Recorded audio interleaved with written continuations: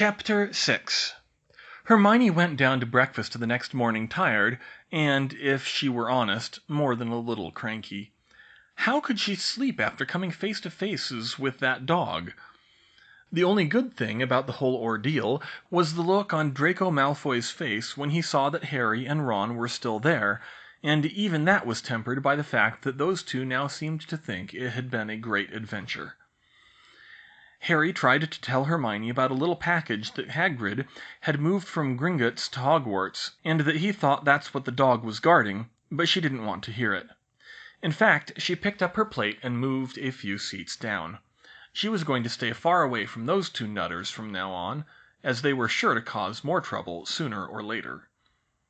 At least Dean Thomas was more or less normal. He even liked normal sports, like football. They had potions again this morning, and Hermione hoped she could still keep her head in that class after last night. Today's potions lesson was to brew the simplest of the various kinds of awakening potions, something she could use some of herself to start with. She was a little distracted, and she knew it, which didn't bode well either. She wanted to keep an eye on Neville and Seamus in case they blew something up again, and keep an eye on Harry and Ron in case they tried something, all while doing a good job with her own potion. "Awakening potion, huh?"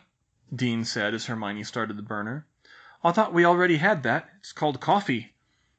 Fortunately, Snape either didn't hear him or chose to ignore it.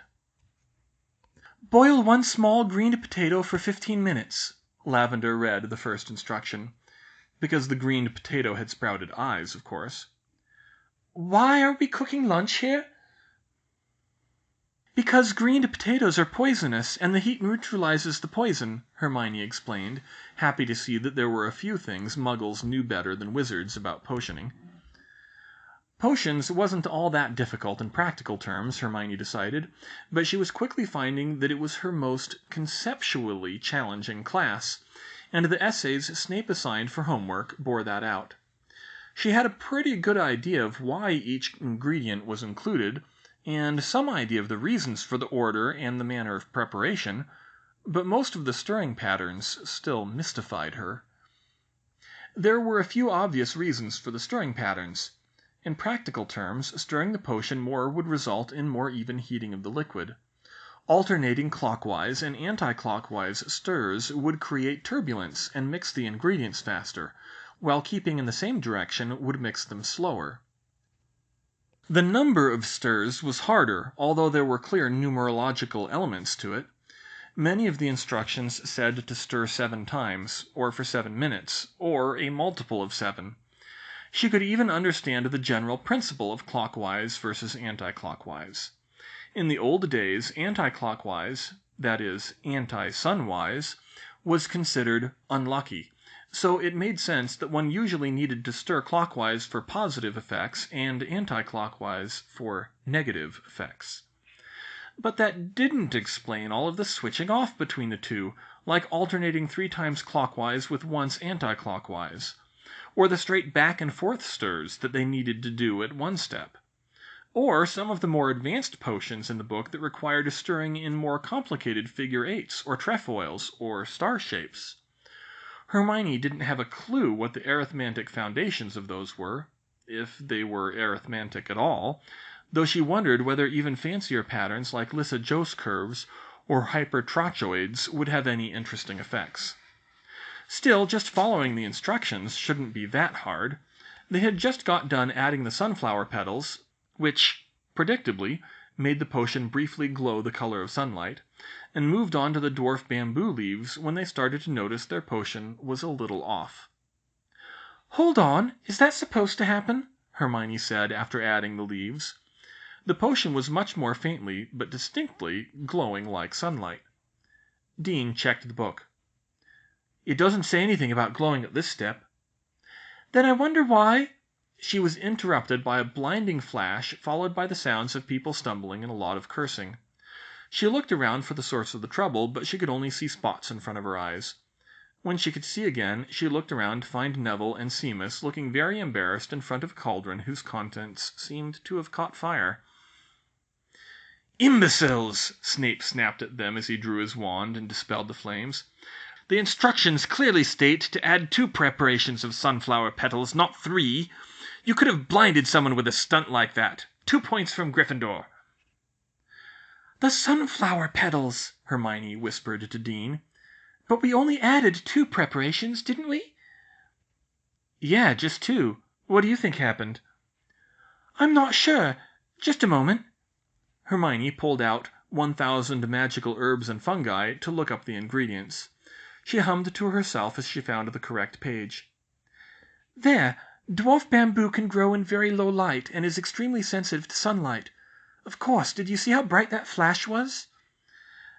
The potion must be a lot more sensitive to the sunflower petals after adding the dwarf bamboo leaves. And that means—" She grabbed a scraper from the preparation kit and scraped it across the cutting board. Sure enough, when she pulled it away, there was a bit of yellow residue on the blade. "Oh," Dean made the connection. "The leaves were contaminated with residue from the sunflowers." "Exactly. We saw it doesn't take much. We should have cleaned off the cutting board," she said with annoyance. "Now we'll only get an E at best." "Is there any way to fix it?" he asked. She thought for a moment. She was sure there would be. Another dash of dwarf bamboo or an extra stir somewhere. But even the simplest modifications to potions were third-year material, and most were higher than that. She wasn't about to risk trying to guess it. "Not that we could do now. We'll have to finish it as is and be more careful about cleaning everything next time." She wrote in her notes to do just that. They added the blueberries to seal the potion and turned in their sample along with the rest of the class. The weekend passed quickly for Hermione. She started expanding her map, with her first priority being the place of the whole non-forbidden part of the 3rd floor, so that she would be sure not to run into that awful dog again. She also took the time to pace off some of the classrooms, and was annoyed, though unsurprised, to find that their combined length was slightly longer than the length of the corridor they ran alongside. Between that, working on her homework, trying to avoid Harry Potter and all of the Weasleys, and venting her frustrations in a letter to her parents, most definitely not mentioning that dog, she'd rather not deliberately keep it from them, but you couldn't just go and say something like that. It took up most of her time that weekend, and before she knew it, she was back in her Monday classes. Not that she minded, of course. She was Hermione Granger, after all. The following Thursday was her birthday, but she wasn't expecting any special recognition, mostly because she hadn't got around to telling anyone about it. It seemed like a terribly awkward thing to slip into a conversation if one wasn't directly asked. It didn't improve her mood when she saw a team of 6 owls drop a large, suspiciously broomstick-shaped package in front of Harry Potter. But, of course, she was happy to see an owl head toward her that morning with a package from her parents. "Oh, today's your birthday?" Parvati said when she saw the colorfully wrapped parcel. Hermione had been trying to stick close to Parvati and Lavender to avoid the boys, even though they rarely had much to talk about. "Uh-huh." "Hermione, why didn't you tell us? Happy birthday!" She shrugged her shoulders. "Thanks, it just never came up." She unwrapped her package to find it was actually 2 presents. The first was a surprisingly large box of biscuits, and the second was a round, thick piece of plastic marked over with constellations.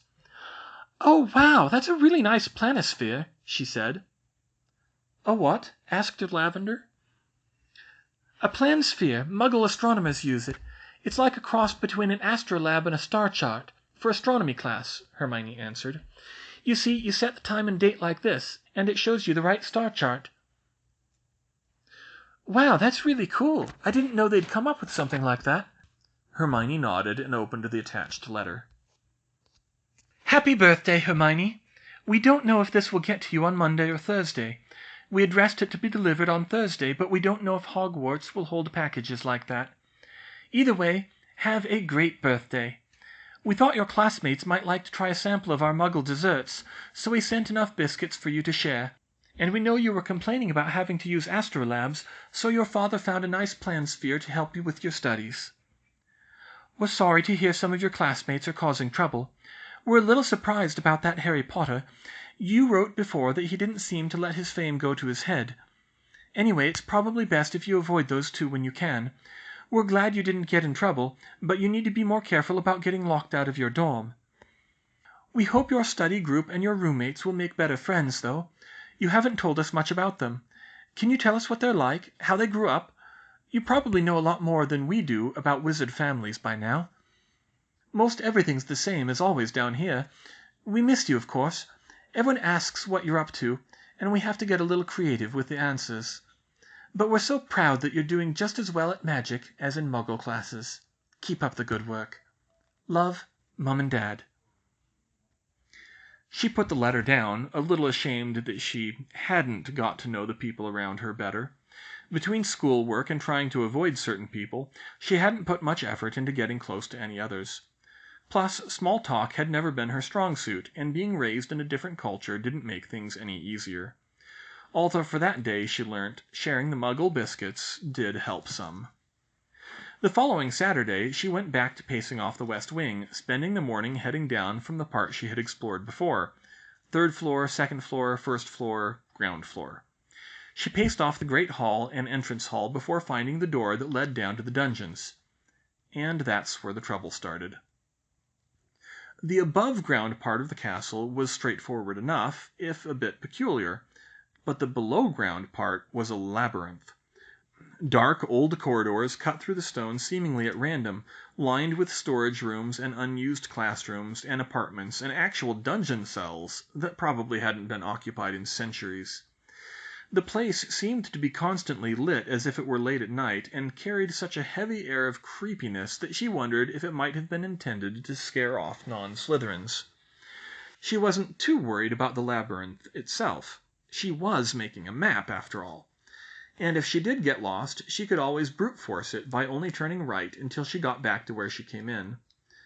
No, the corridors weren't the problem. It was the people. She knew the dungeons were mostly the Slytherins' domain. She had been hoping to not meet any more people on her explorations so that she wouldn't have to explain what she was doing again, but it was not to be. As she went deeper and deeper into the bowels of the school, she heard a voice call out behind her. Quite possibly the voice she was least hoping to hear. "Granger, what are you doing here?" It was Draco Malfoy. She kept pacing.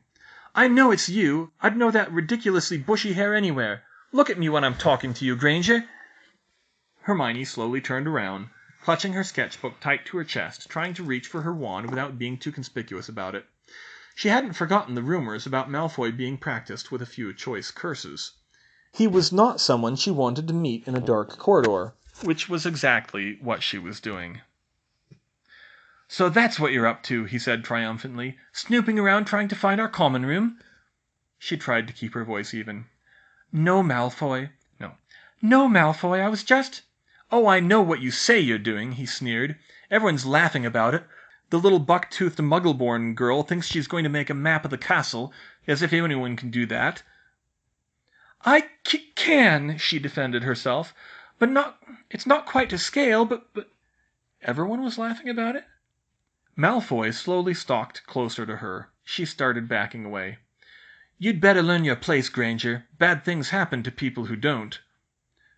"But please," she stammered, "this is a public area. I'm just trying to learn my way around."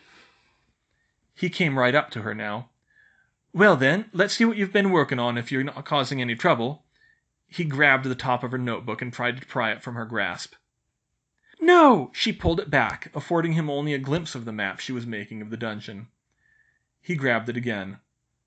"Give it here!" Malfoy spat. He yanked it out of her hands and inspected it. "Aha!" he gloated. "I think I'll just take care of this for you." He ripped the map of the dungeon off the pad and started to crumple it up in one hand. "No!" she yelled back, lunging to try to get it back. There was a flurry of swinging arms as Malfoy tried to smack her away and Hermione tried to block him. By accident, she happened to land a decent slap on his face, which distracted him long enough for her to grab both her notebook and the loose page and run away. Unfortunately, Malfoy didn't take kindly to that. "You'll pay for that, mudblood!" he shouted. "Locomotor Wibbly!" An instant later, Hermione felt her legs collapse out from under her, and she went sprawling painfully on the floor. Malfoy strolled up to her, smirking to himself, undoubtedly with his wand at the ready. Hermione Granger wasn't a fighter. She'd dealt with a few bullies in her time, but it was mostly by ignoring them.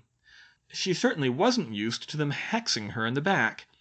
She wasn't one to break rules in general, much less get into an actual fight, but the sound of the boy standing over her, laughing almost leeringly at her prone form, awoke something new in her, a visceral anger mixed with a desperate need for escape. If this boy was going to start breaking the rules and hexing her in the corridor, then maybe it was time she fought back. She didn't know many strong spells yet that she was certain she could cast just now, but she could at least shoot sparks at him. She got hold of her wand and clutched it tight in her hand. She'd only get one shot, but if she could hit him in the face... "Hey, what's going on down here?"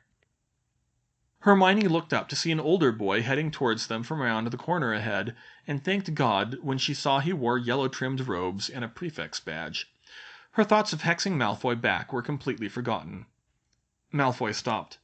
"What are you doing here, Truman?" he said, with unmasked annoyance. "Hufflepuffs use this level too," the prefect said. "Now what's going on here, Mr. Malfoy?" The younger boy grumbled a bit and then answered, "Miss Granger tripped. I was just helping her up." She staggered to her feet and spun around to face him. "You were not! You—" But she stopped when she saw the hatred in his eyes, and she remembered her mother's advice. "Just ignore them and they'll move on." She hung her head and turned around. "Thank you," she muttered to the prefect. "I'll help you find your way out of here, Miss Granger," Truman said. "Stay out of trouble, Mr. Malfoy." The prefect led her out by way of the corridors near the Hufflepuff dorms, eventually coming out at the below-ground part of the grand staircase. Even in her dejected state, Hermione kept count of her footsteps so that she could recreate this path on her map afterwards. She would consider whether to risk the dungeons again some other time. She wished things wouldn't be so divisive around here, especially around lines of blood status, but she supposed that there were prejudices and rivalries in every school. The one thing that confused her in this, though, was what Malfoy had called her. Mudblood. She'd heard people talking about purebloods and half-bloods, so it wasn't hard to guess the meaning, but she'd never heard that word before, and somehow it didn't seem like the kind of thing to bring up just now with the prefect. She filed it away to look up in the library later. It was bad enough that Malfoy had just taken her down like that. She at least wanted to know how offended she should be.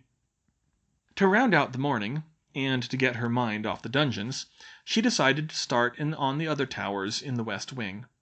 She couldn't get into Ravenclaw Tower, and the grand staircase would be a whole morning to try to navigate by itself, so she found herself climbing up higher and higher in the North Tower, wondering what was even up there if it wasn't dorms, since most of the staff apartments were either in the main part of the West Wing or off the grand staircase.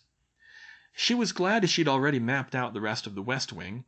Even in something as simple as a rectangle, all the hidden doors and moving staircases made it tricky to find her way to the North Tower, and the tower itself climbed all backwards like Cirith Ungol, with no real rhyme or reason. And then a painting of a little knight who couldn't swing a sword straight started shouting challenges at her until she explained that she was on a quest to explore the entire castle. Finally, she came to a landing that, from the count of the stairs, was probably 2 floors below the top of the tower, and the staircase ended. At first, she thought there was nothing up there, but she happened to look at the ceiling. There was a circular trapdoor there, with a brass plaque on it like the ones the rest of the professors had on their office doors. It read, "Sybil Trelawney, Divination Teacher." "This is an office?" Hermione mused. "I wonder how you get up there." The trapdoor swung open, and a silver ladder descended to the floor. "You ask it! Of course you do!" She shrugged her shoulders, tucked her sketchbook under her arm, and climbed up the ladder. She arrived at the top and found, not an office, but what had to be a classroom, though it looked more like an abandoned tea shop. It was stiflingly hot, the air was thick with perfume and incense, and the entire room was dim and lit with red. 23 little tables were squeezed into the room with twice as many chintz armchairs and matching pouf ottomans, so that there was barely room to turn around. "Oh my, hello! What are you doing up here?" said a soft, ethereal-sounding, thickly accented voice. A tall, spindly woman climbed down another ladder from above. Hermione thought the woman looked and sounded like a stereotypical Eastern European fortune-teller, crossed with a dressed-up praying mantis. She had frizzy, dirty blonde hair that stuck out everywhere, even more than Hermione's own. She wore a spangled shawl and excessive amounts of costume jewelry, and glasses so thick that you could start a fire with them. She smelled distinctly of sherry under all the perfume. I was just exploring the castle," she said nervously. Are you Professor Trelawney?" "Yes, dear, I am. And who might you be?" "I'm Hermione Granger." She couldn't resist. She'd heard something about this teacher from Alicia. "If you teach divination, didn't you see me coming?" "I see many things," Trelawney said, with an eerie wave of her hands. "But not all may be interpreted. But come in now. Let me see. Precocious and inquisitive of mind, a wanderer far from the common path. Were you perhaps born under Mercury?" I don't know, Professor. My birthday was on Thursday." "Yes, Virgo, a child of Mercury indeed." The off-kilter way Trelawney stared at her through those magnifying glasses made Hermione rather uncomfortable. Do you live up here, Professor?" "But of course, my apartment is just upstairs. Like you, I find that descending into the crowds of the main school clouds the inner eye." I'm not sure I have the inner eye," Hermione started. "But you keep to yourself, and you are separate from all others," Trelawney continued. "Not really," Hermione said self-consciously. But the divination teacher kept going. "Oh, I sense great changes coming for you, dear. You will find the prize you are seeking in November." "What? I'm not seeking a prize."